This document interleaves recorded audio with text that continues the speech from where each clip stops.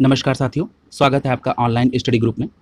आप लोग आज इस वीडियो के माध्यम से टेस्ट दूसरा देखेंगे।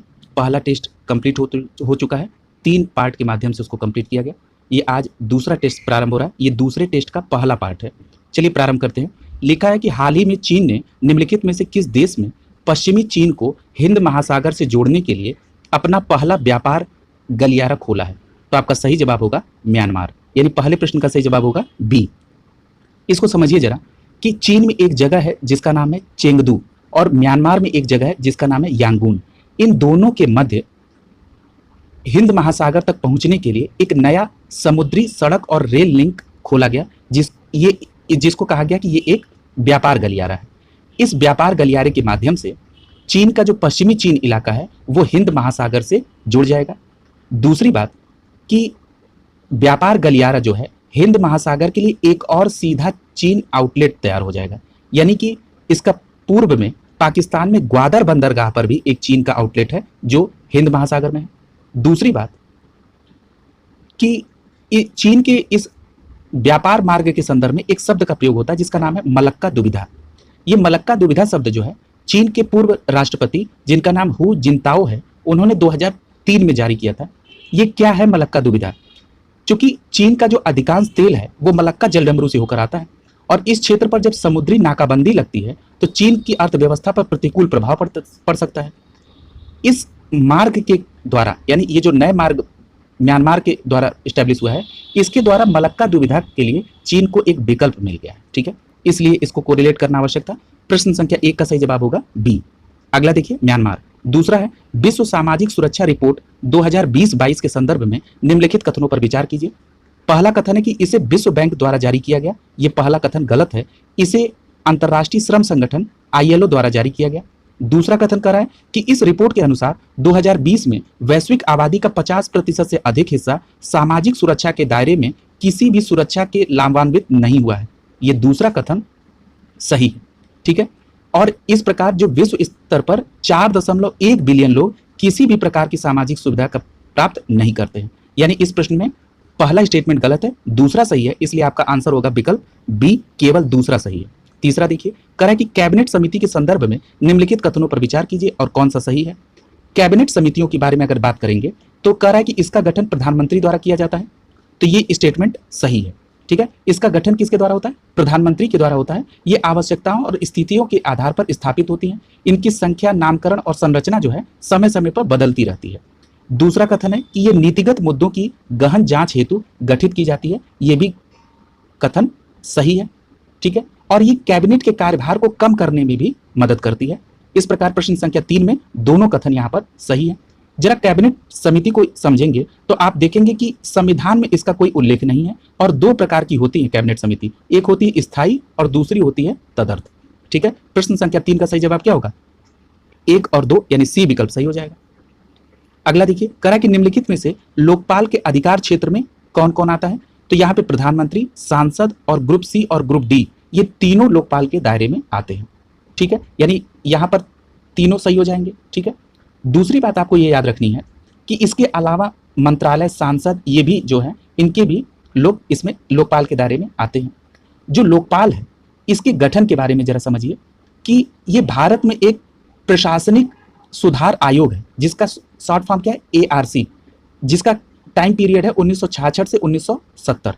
इसकी सिफारिश के आधार पर लोकपाल की स्थापना की गई और इसके अंतर्गत अभी हमने आपको बताया कि केंद्र और राज्य के मंत्री और सचिवों के खिलाफ जनता द्वारा प्रशासनिक शिकायतों की सुनवाई करेगा ये।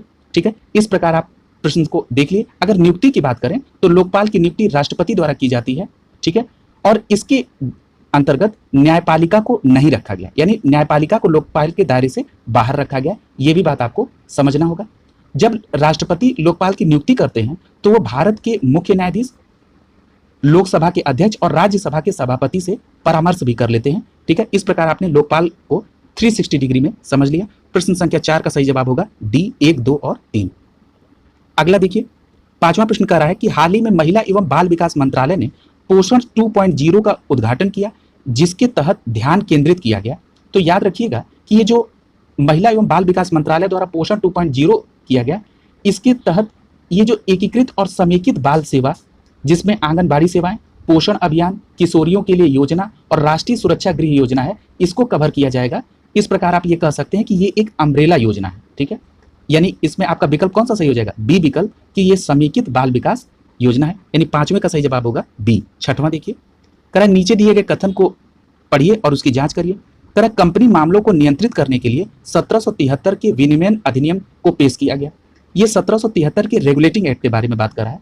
पहला स्टेटमेंट सही है कि 1773 के रेगुलेटिंग एक्ट के तहत कंपनी के मामलों को नियंत्रित करने की व्यवस्था की गई और इसी के द्वारा कंपनी के राजनीतिक और प्रशासनिक कार्यों को पहली बार मान्यता दी गई।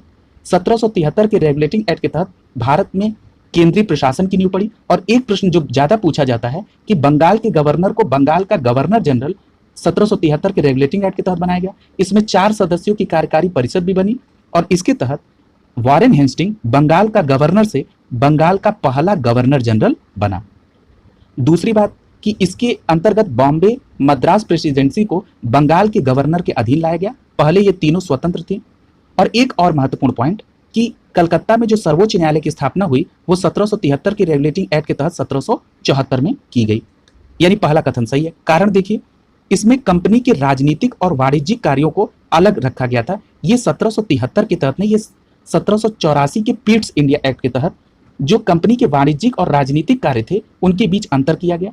यानी जो वाणिज्यिक कार्य थे उसके लिए निदेशक मंडल यानी बोर्ड ऑफ डायरेक्टर के लिए, और अगर राजनीतिक मामलों की बात करें तो इसके लिए एक नियंत्रण बोर्ड यानी बोर्ड ऑफ कंट्रोलर की व्यवस्था की गई। इस प्रकार आप ये कह सकते हैं कि 1784 के पीट्स इंडिया के तहत कंपनी में दोहरी सरकार यानी द्वैत शासन की व्यवस्था लागू की गई। यानी यहाँ पर कथन सही है और कारण गलत हो गया है, ठीक है। यानी 6वें प्रश्न का आपका सही आंसर क्या हो जाएगा? सी हो जाएगा कि ए सही है, आर गलत है। अगला देखिए, करा कि भारतीय संविधान में 5वीं अनुसूची निम्नलिखित में से किस अनुच्छेद से संबंधित है? तो आपका सही जवाब होगा अनुच्छेद 244 के तहत। अब ये अनुच्छेद 244 में क्या कहा गया? अनुच्छेद 244 में अनुसूचित क्षेत्रों और जनजाति क्षेत्रों के माध्यम से क्षेत्रों के लिए एक विशेष प्रशासनिक प्रणाली की परिकल्पना दी गई। याद रखिएगा, ये अनुच्छेद 244 भाग 10 के अंतर्गत आता है। दूसरी बात कि 5वीं अनुसूची में यदि 4 राज्यों को छोड़ दिया जाए, असम, मेघालय और त्रिपुरा और मिजोरम, इसके अतिरिक्त किसी भी राज्य के अनुसूचित क्षेत्र या अनुसूचित जनजाति क्षेत्रों के प्रशासन और नियंत्रण इससे संबंधित होंगे। और जिन 4 राज्यों को आपने हटाया है वहां से, असम, मेघालय, त्रिपुरा और मिजोरम, इनके जनजाति क्षेत्रों के प्रशासन की व्यवस्था जो है वो संविधान की 6वीं अनुसूची में है और इसके संबंधित जो अनुच्छेद होंगे वो अनुच्छेद 244 और 275 होंगे। यानी पहला ऑप्शन भी आपका क्लियर हो गया। जरा तीसरा ऑप्शन भी देख लीजिए कि अनुच्छेद 243 जी की व्यवस्था ये 11वीं अनुसूची से संबंधित है जो पंचायतों को शक्ति, अधिकार और जिम्मेदारी देती है। और ये जो 243 जी है इसका मतलब कोई संविधान संशोधन हुआ तो 73वें संविधान संशोधन 1992 के द्वारा इसे जोड़ा गया। अगला है 344 अनुच्छेद और 351, ये दोनों 8वीं अनुसूची संबंधित है और 8वीं अनुसूची का संबंध भाषा से है जिसमें 22 भाषाएं अधिकृत हैं। इस प्रकार 7वें का सही जवाब होगा बी अनुच्छेद 244 और इस प्रश्न को आपने 360 डिग्री में देखा। अगला देखिए, पारिवारिक महिला लोक अदालत शुरू किया गया, किसके द्वारा शुरू किया गया? तो आपका सही जवाब होगा राष्ट्रीय महिला आयोग द्वारा पारिवारिक महिला लोक अदालत की शुरुआत की गई। 8वें का सही जवाब होगा सी। अगला देखिए, करा निम्नलिखित में से किस राष्ट्रमंडल देश ने सबसे पहले लोकपाल प्रणाली को अपनाया था? तो याद रखिएगा यहां पर प्रश्न में 2 शब्द हैं, एक है राष्ट्रमंडल देश और दूसरा है लोकपाल प्रणाली। तो राष्ट्रमंडल देश में वो देश आते हैं जो किसी भी समय पूर्व में ब्रिटिश उपनिवेश के अंतर्गत शामिल थे। दूसरी बात लोकपाल प्रणाली की, तो लोकपाल प्रणाली के बारे में एक बात याद रखिएगा, इसको ओम्ब्ड्समैन संस्था के नाम से भी जाना जाता है। ये पहली बार 1809 में स्वीडन में गठित हुआ था। जो हमने ओम्ब्ड्समैन कहा, ये ओम्ब्ड्स जो है एक स्वीडिश शब्द होता है। इसका मतलब होता है ये एक ऐसे व्यक्ति की तरफ इंगित कर रहा है जो किसी अन्य व्यक्ति के प्रतिनिधि या प्रवक्ता के तौर पर कार्य करता है, ठीक है।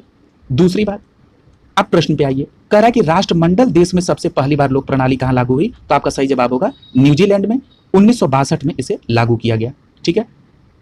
इस प्रकार 9वें प्रश्न का सही जवाब क्या हो जाएगा? ए। 10वां देखिए, कह रहा है भारतीय सेना के किस बटालियन समूह ने रूस में आयोजित बहुराष्ट्रीय सैन्य अभ्यास जापाड़ में भाग लिया? तो आपका सही जवाब होगा नगा रेजिमेंट।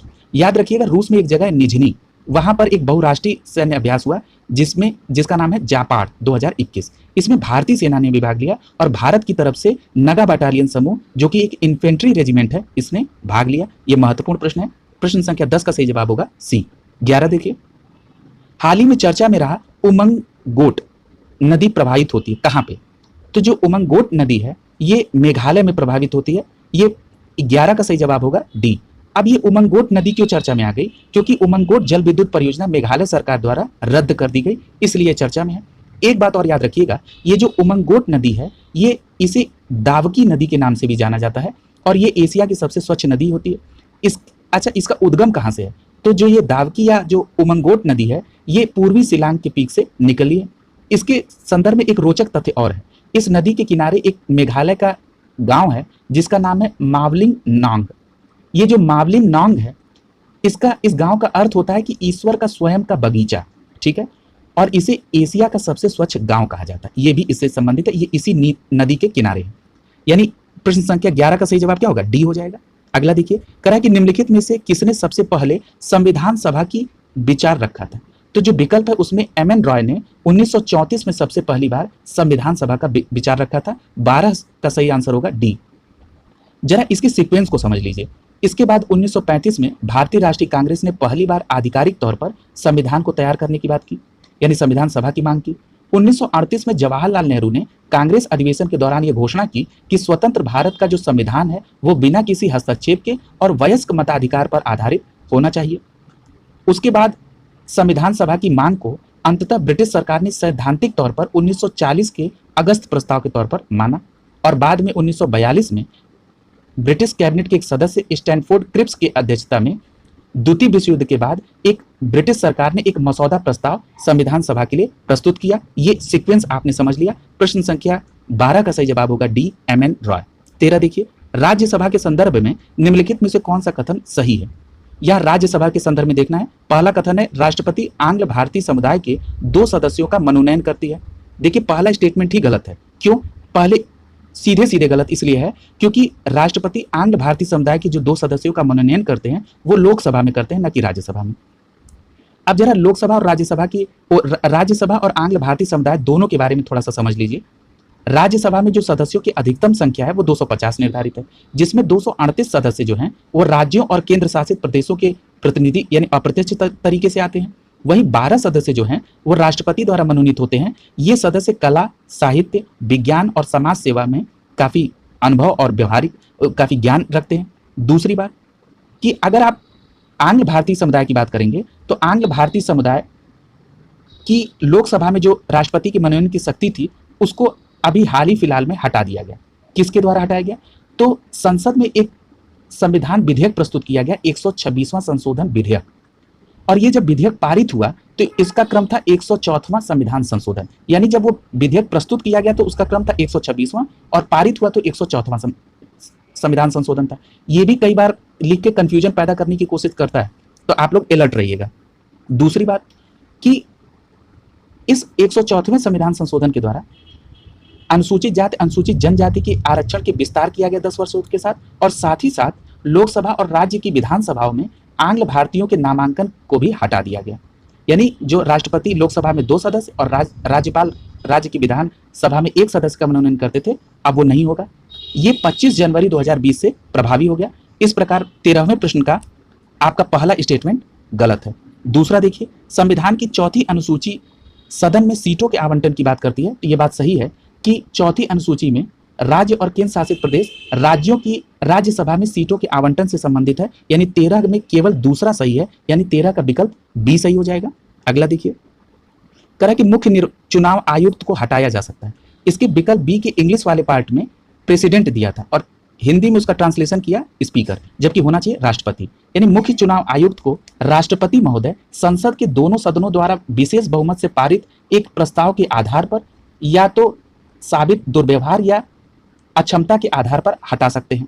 इसका मतलब यह हुआ कि राष्ट्रपति के प्रसाद पर्यंत मुख्य चुनाव आयुक्त नहीं रहते हैं, इनको सुप्रीम कोर्ट के न्यायाधीश के जैसे ही हटाया जा सकता है। दूसरी बात, इनकी नियुक्ति कौन करते हैं? राष्ट्रपति करते हैं। अब बात आती है कि चुनाव आयोग का व्यवस्था क्या है। तो अनुच्छेद 324 में अनुच्छेद 324 में चुनाव आयोग को संसद, राज्य विधानसभा, भारत के राष्ट्रपति के कार्यालय और भारत के अधीक्षण, नियंत्रण और निर्देशन की शक्ति प्राप्त है। और जो उपराष्ट्रपति का चुनाव भी होता है वो भी चुनाव आयोग में ही निहित है।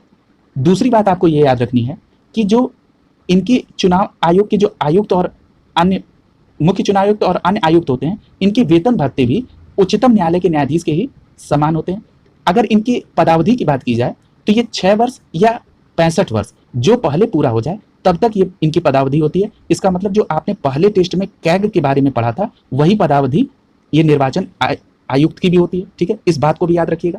यानी प्रश्न संख्या 14 का सही जवाब होगा बी। 15 देखिए, एडिशनल टियर 1 यानी जिसको 81 कहते हैं, इस बॉन्ड के बारे में कुछ कथन है। कह रहा है कि एडिशनल टियर 1 बॉन्ड की कोई परिपक्वता अवधि नहीं होती है। ये बात सत्य है, यानी पहला कथन 15 का सही है। एक बात और याद रखिएगा, ये जो एडिशनल टियर 1 है इसे परपेचुअल बॉन्ड के नाम से भी जाना जाता है। दूसरा कह रहा है कि इसे द्वितीयक बाजार में बेचा जा सकता है। ये बात सही है, ये बॉन्ड सूचीबद्ध होते हैं इसलिए ये एक्सचेंजों में खरीदा और बेचा जा सकता है। दूसरा स्टेटमेंट सही है। तीसरा कह रहा है कि निवेशक जो हैं यानी जो इसको खरीद रहे हैं, इन बॉन्ड को जारीकर्ता बैंक को वापस नहीं कर सकते। ये भी कथन सही है, यानी निवेशक के पास यानी जो इसको बॉन्ड धारक हैं उनके पास पुट ऑप्शन का विकल्प नहीं होता है। यानी इस प्रकार 15 का तीनों ऑप्शन सही है, यानी यहां पर विकल्प डी सही हो जाएगा। अगला देखिए, करा कि हाल ही में बहलर कछुआ संरक्षण पुरस्कार दिया गया। किसे? तो भारत के एक जीव विज्ञानी हैं शैलेंद्र सिंह, उनको बहलर कछुआ संरक्षण पुरस्कार दिया गया। 6वें प्रश्न का सही जवाब होगा ए।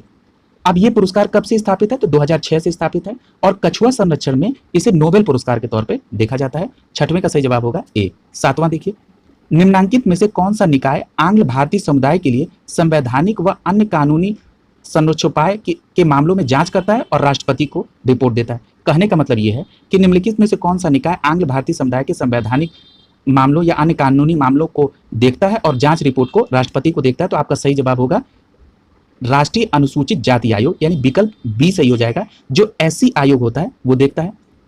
8वां प्रश्न देखिए, राष्ट्रीय महिला आयोग 18वां प्रश्न है, कर राष्ट्रीय महिला आयोग किस मंत्रालय के प्रशासनिक नियंत्रण में आता है? तो ये इसका 18 का सही जवाब होगा डी, क्योंकि ये महिला एवं बाल विकास मंत्रालय के अंतर्गत आता है, जो विकल्प में नहीं दिया है। यानी महिला एवं बाल विकास मंत्रालय के तहत राष्ट्रीय महिला आयोग आता है। 18 का डी। अगला देखिए, लोक आयुक्त के संदर्भ में निम्नलिखित कथनों पर विचार कीजिए। ये जो लोकायुक्त होते हैं, करा कि इनकी नियुक्ति राज्यपाल द्वारा होती है। ये स्टेटमेंट सही है। राज्यपाल महोदय इनकी नियुक्ति करते हैं और इसके लिए वो परामर्श करते हैं हाई कोर्ट के चीफ जस्टिस और राज्य की विधानसभा के विपक्ष के नेता से।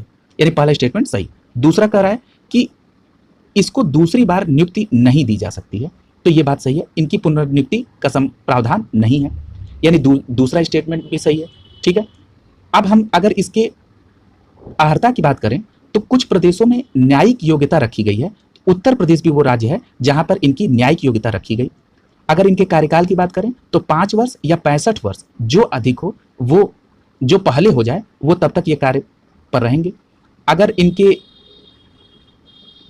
क्षेत्राधिकार की बात की जाए तो क्षेत्राधिकार में मुख्यमंत्री लोकायुक्त के दायरे में उत्तर प्रदेश में नहीं आते हैं।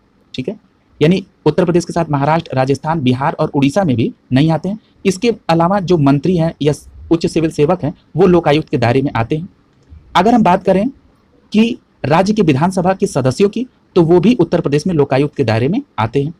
ठीक है, इस प्रकार आपने लोकायुक्त को डिटेल में समझा और 19 प्रश्न का सही जवाब क्या हो जाएगा? सी, 1 और 2 दोनों। 20वां प्रश्न देखिए, हाल ही में हस्तांतरित कार्बी एंगलोंग समझौता। ये कार्बी एंगलोंग समझौता कहाँ होगा? तो ये असम में 5 विद्रोही समूहों, केंद्र सरकार और राज्य सरकार यानी त्रिपक्षीय समझौता हुआ। यानी प्रश्न संख्या 20 का सही जवाब होगा ए। ठीक है, कार्बी एंगलोंग समझौता असम से संबंधित है।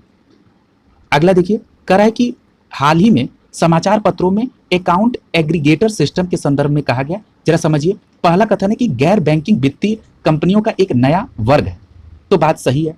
ये जो रिजर्व बैंक के द्वारा 2016 में अकाउंट एग्रीगेटर को एक गैर बैंकिंग वित्तीय कंपनी यानी एनबीएफसी के तहत रखा गया, यानी कि पहला स्टेटमेंट सही है। दूसरा कह रहा है, यह वास्तविक समय और डेटा ब्लाइंड के माध्यम से वित्तीय जानकारी साझा करने की सुविधा प्रदान करता है। यहाँ ये कह रहा है कि ये वास्तविक समय में ये डेटा को साझा करता है। दूसरा, एक भारी भरकम शब्द का प्रयोग किया गया, डेटा ब्लाइंड। भाई डेटा ब्लाइंड कैसे होगा? डेटा ब्लाइंड का अर्थ ये होता है कि जब डेटा को एक जगह से दूसरी जगह भेजा जाएगा तो वो डेटा पूर्णतः इनक्रिप्टेड होगा, ठीक है, यानी उसको बीच में लीक होने की संभावना नहीं है। उसी का टेक्निकल शब्द है डेटा ब्लाइंड, ठीक है। निश्चित तौर पे आप समझ गए होंगे। 21 का सही जवाब होगा 1 और 2 दोनों कथन सही है, सी ऑप्शन सही हो जाएगा। अगला देखिए, करा कि उद्देश्य संकल्प में के बारे में कौन सा सही है? उद्देश्य संकल्प का मतलब है कि उद्देश्य प्रस्ताव की बात कर रहा है। पहला स्टेटमेंट है डॉक्टर भीमराव द्वारा स्थानांतरित किया गया संविधान सभा में, तो ये गलत है। ये डॉक्टर भीमराव अंबेडकर द्वारा नहीं, इसे जवाहरलाल नेहरू द्वारा 13 दिसंबर 1946 को उद्देश्य प्रस्ताव प्रस्तुत किया गया। पहला स्टेटमेंट गलत। दूसरा, इसे संवैधानिक संरचना के मूल सिद्धांत और दर्शन को निर्धारित किया, यह बात सही है। यानी जो संविधान तैयार हुआ उसमें उद्देश्य प्रस्ताव की बातों को लिया गया, हमारी प्रस्तावना में भी इसको देखा गया, यानी इस प्रकार दूसरा स्टेटमेंट सही है, पहला गलत है। इस प्रकार 22 का सही जवाब होगा बी, केवल 2। अगला देखिए, कराए निम्नलिखित में से संविधान का कौन सा अनुच्छेद धन विधेयक से संबंधित है? तो आपका सही जवाब होगा अनुच्छेद 110। याद रखिएगा, अनुच्छेद 110 में धन विधेयक की परिभाषा दी गई। कई बार प्रश्न पूछ के कंफ्यूजन पैदा करने की कोशिश की जाती है कि अनुच्छेद 109 भी विकल्प में दे देगा। तो अनुच्छेद 109 में धन विधेयक के संबंध में विशेष प्रक्रिया के बारे में बताया गया, ठीक है। इन दोनों बातों को स्पष्ट तौर पर समझ लीजिएगा। और प्रश्न संख्या 23 का सही जवाब होगा बी। 24 देखिए, करा कि मेरिट सिस्टम का प्रहरी है कौन? संघ लोक सेवा आयोग। 24 का सही जवाब क्या होगा? बी। संविधान में यूपीएससी को भारत में मेरिट सिस्टम का प्रहरी कहा गया। अब बात आती है यूपीएससी यानी कि संघ लोक सेवा आयोग एक स्वतंत्र संवैधानिक निकाय है। जब हम कहते हैं संवैधानिक निकाय तो इसका मतलब यह है कि इसकी व्यवस्था संविधान के किसी अनुच्छेद में है। तो इसकी व्यवस्था अनुच्छेद 315 से 323 के बीच में है और ये भाग 14 के अंतर्गत आता है, ठीक है। इतनी बातों को आपको याद रखना होगा। 24 का सही जवाब होगा बी। 25 देखिए, हाल ही में समाचार पत्रों में रहा हाइसीन किससे संबंधित है? तो ये बाह्य ग्रहों की एक श्रेणी है। हाइसीन की जब आप स्पेलिंग देखेंगे तो ये HYCEAN है, यानी हाइसीन वर्ड जो है, ये हाइसीन में HY जो है हाइड्रोजन से संबंधित है और CEAN जो है ये ओशियन से यानी OCEAN से है, यानी ये हाइड्रोजन और महासागर इन दो बातों से मिलकर बना है हाइसीन वर्ल्ड, ठीक है। और ये क्या है? एक बाह्य ग्रह की एक श्रेणी है। 25 का सही जवाब हो जाएगा विकल्प बी। अगला देखिए, करा निम्नलिखित में से यहां पर लोकायुक्त की स्थापना का कालानुक्रम बताना है। तो चलिए पहले देखते हैं उड़ीसा। उड़ीसा में सबसे पहले 1970 में लोकायुक्त की स्थापना हुई, गुजरात में 1986 में, पंजाब में 1995 में, केरल में 1999 में। इस प्रकार यदि आप कालानुक्रम सेट करेंगे तो विकल्प बी सही हो जाएगा। अब यहाँ उत्तर प्रदेश के भी बारे में बात कर ली जाए तो उत्तर प्रदेश में लोकायुक्त की स्थापना 1975 में की गई थी। प्रश्न संख्या 26 का सही जवाब होगा बी। 27 देख लीजिए, प्रतिस्पर्धा अपील न्यायाधिकरण जिसको शॉर्ट फॉर्म में COMPAT कहते हैं, एक अपील दायर करने की समय सीमा क्या है? तो इसका सही जवाब होगा 60 दिन, ठीक है। जरा इसको डिटेल में समझिए। जो प्रतिस्पर्धा अपीली न्यायाधिकरण है इसकी स्थापना प्रतिस्पर्धा अधिनियम 2002 के प्रावधानों के तहत की गई। जैसे ही हमने प्रतिस्पर्धा अधिनियम कहा आपने तुरंत समझ लिया कि ये एक सांविधिक संस्था है। दूसरी बात कि जब भारतीय प्रतिस्पर्धा आयोग द्वारा कोई आदेश पारित किया जाता है या कोई निर्देश दिया जाता है उसके विरुद्ध यदि आपको जाना होगा तो आप प्रतिस्पर्धा अपीली न्यायाधिकरण में जाएंगे, ठीक है। इस बात को आप समझ गए होंगे। और सरकार ने 2009 में प्रतिस्पर्धा अपीली न्यायाधिकरण की स्थापना की, किस अधिनियम के तहत? प्रतिस्पर्धा अधिनियम 2002 के तहत। दूसरी बात कि इसका मुख्यालय कहां पर है? तो इसका मुख्यालय नई दिल्ली में है और इसमें अध्यक्ष होंगे, इसके अलावा 2 सदस्य होंगे। और अभी आपने ये पढ़ लिया कि इसमें जो ड्यूरेशन होता है दायर करने की समय सीमा वो 60 दिन होती है। 27 का सही जवाब क्या होगा? बी।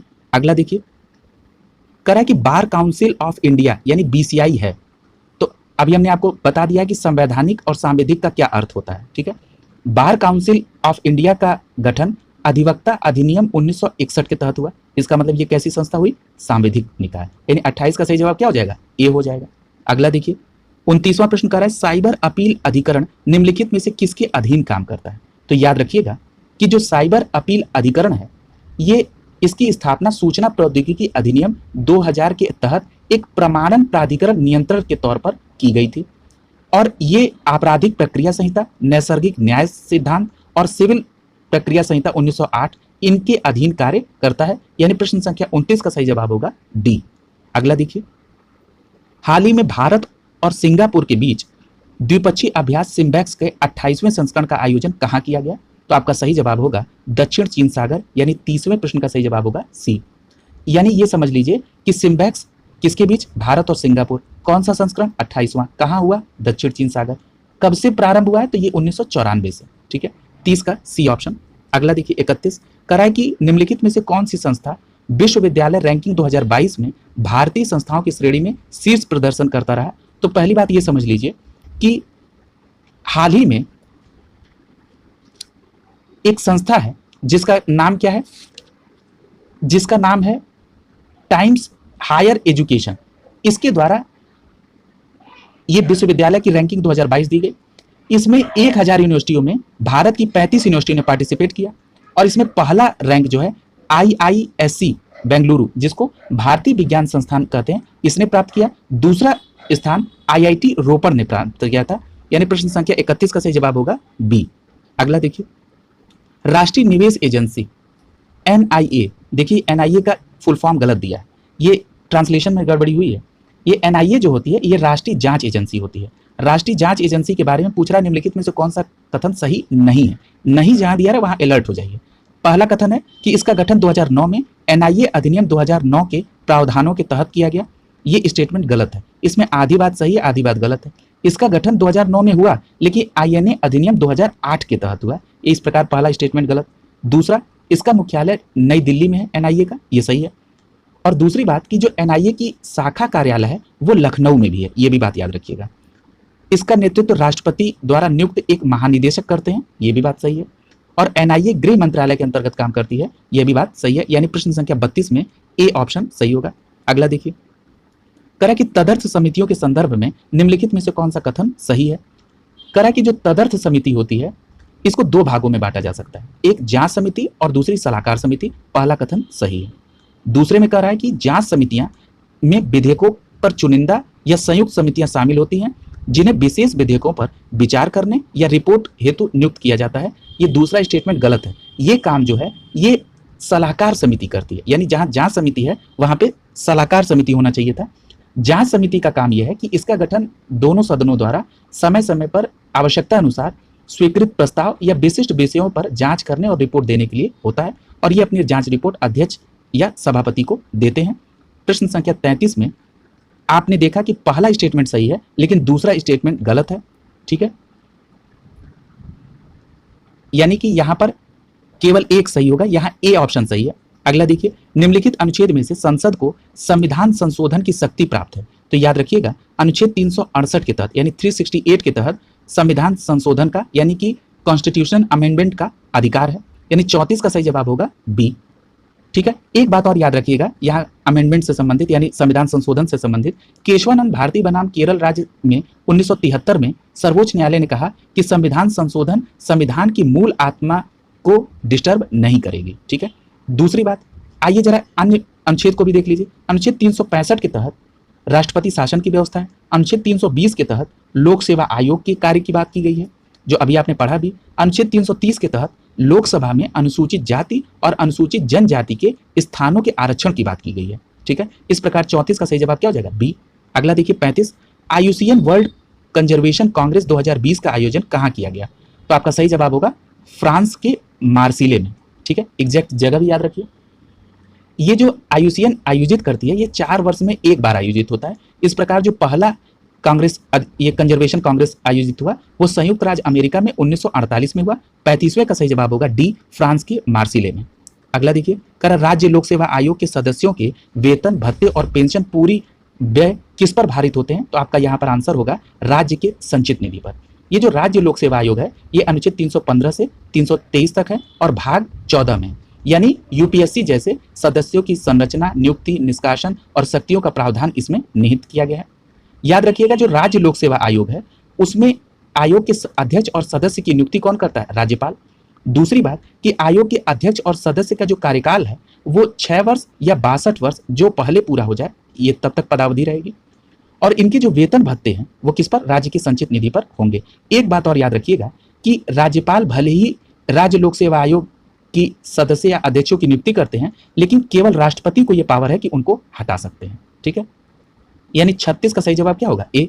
अगला देखिए 37, करा कि संविधान में मौलिक अधिकार से संबंधित कौन सा अनुच्छेद केवल नागरिकों को प्राप्त है, विदेशियों के लिए नहीं।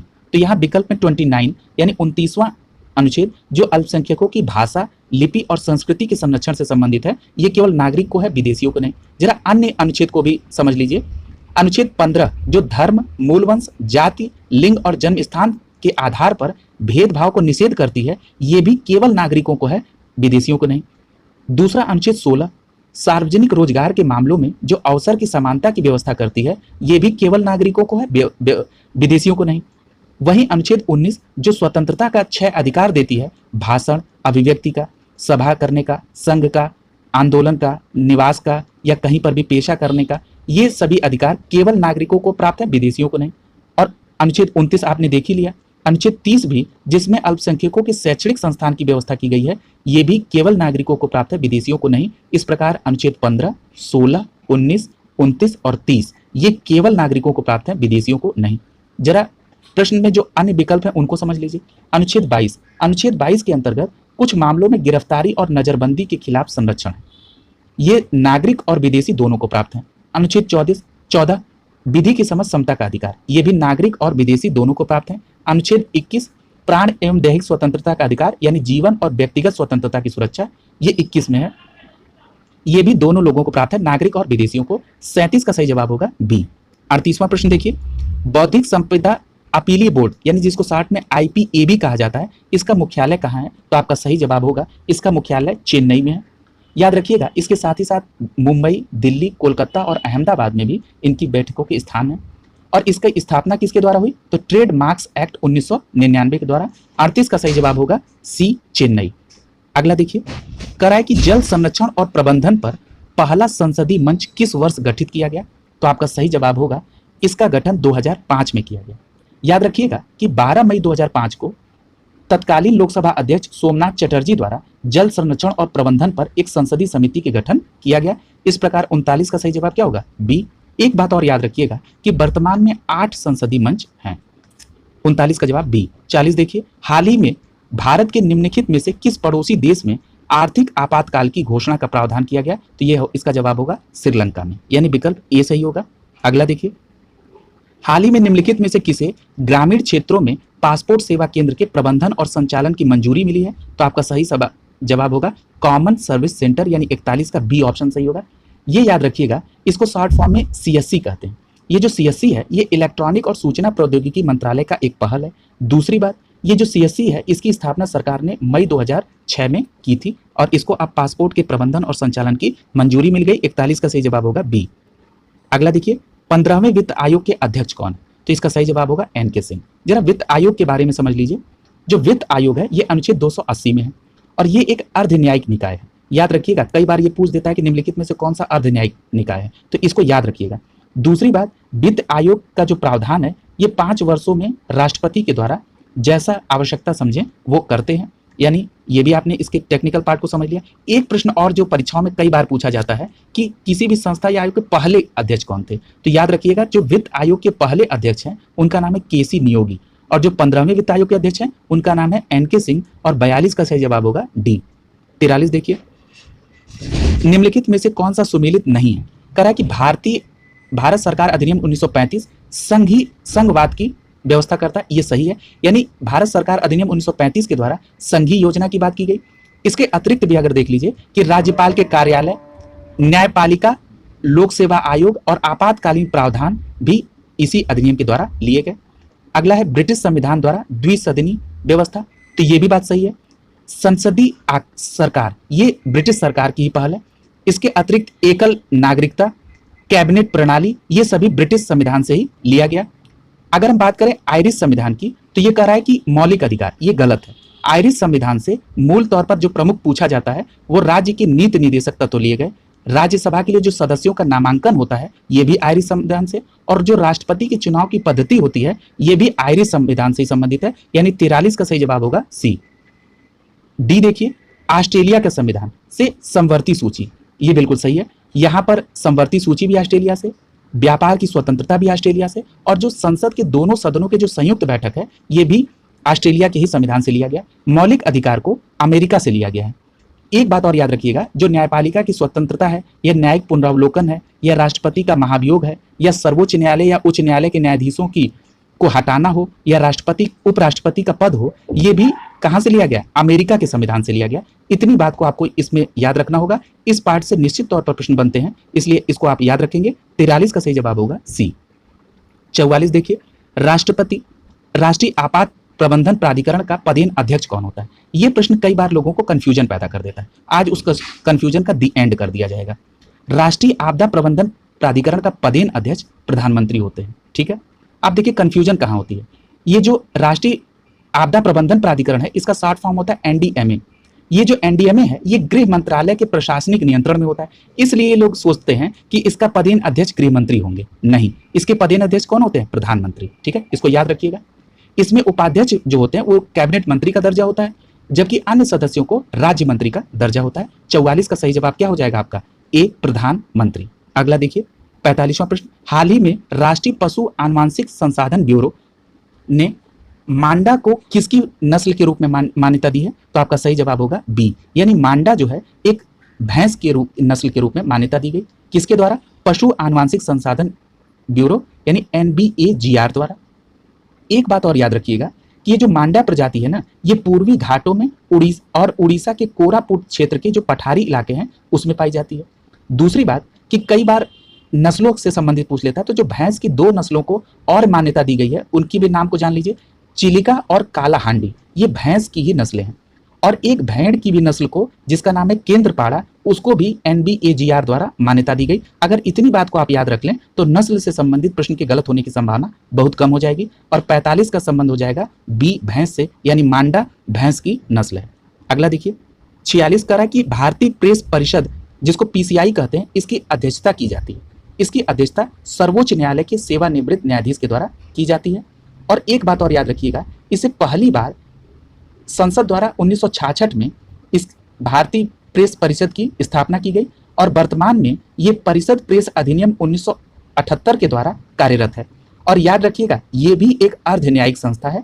और ये कैसी संस्था हो गई? सांविधिक। क्यों? क्योंकि ये एक विशेष अधिनियम के तहत इसकी का निर्माण किया गया।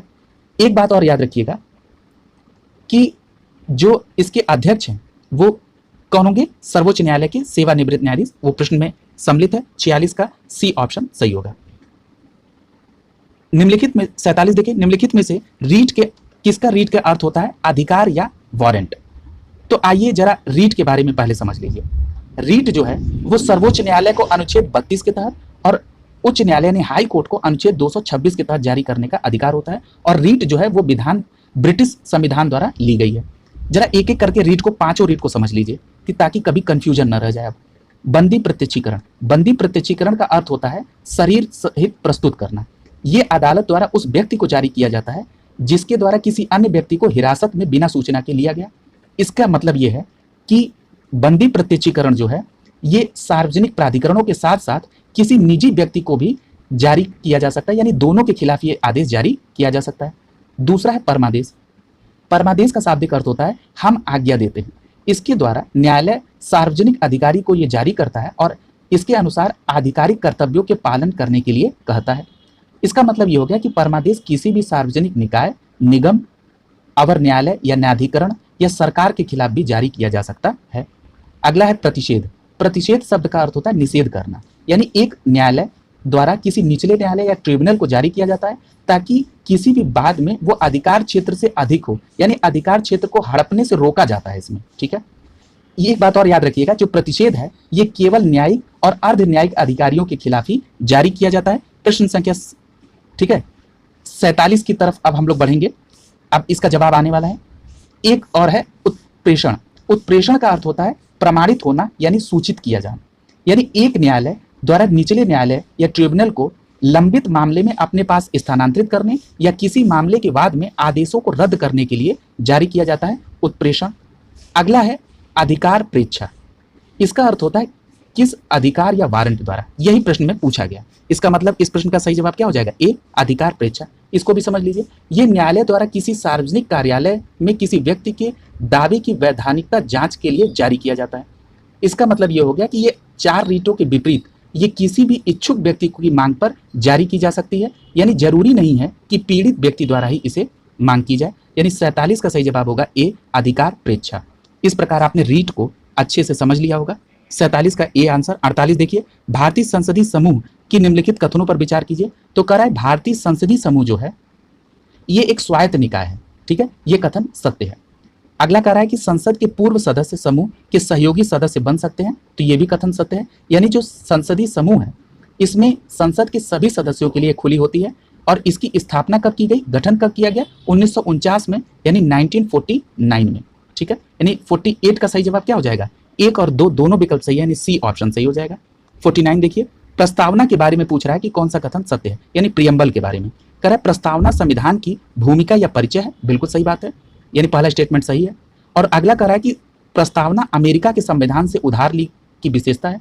तो याद रखिएगा प्रस्तावना की जो शुरुआत है वो पहला अमेरिकी संविधान से है, इसलिए आप ये कह सकते हैं कि ये स्टेटमेंट सही है।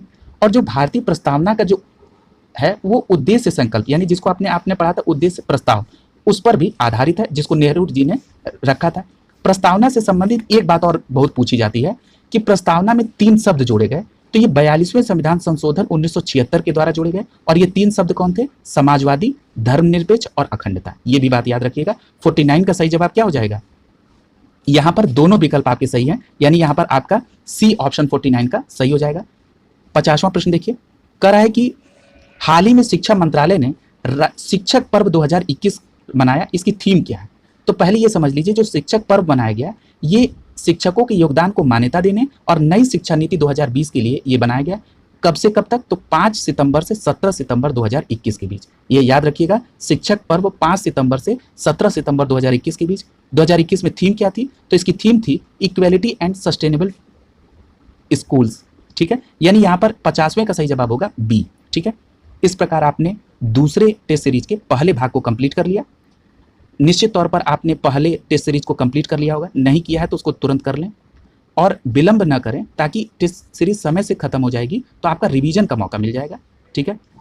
आप लोगों ने इसको गंभीरता से देखना है क्योंकि परीक्षा काफ़ी नज़दीक आ चुकी है, थोड़ा सा एफर्ट और बढ़ा दीजिए।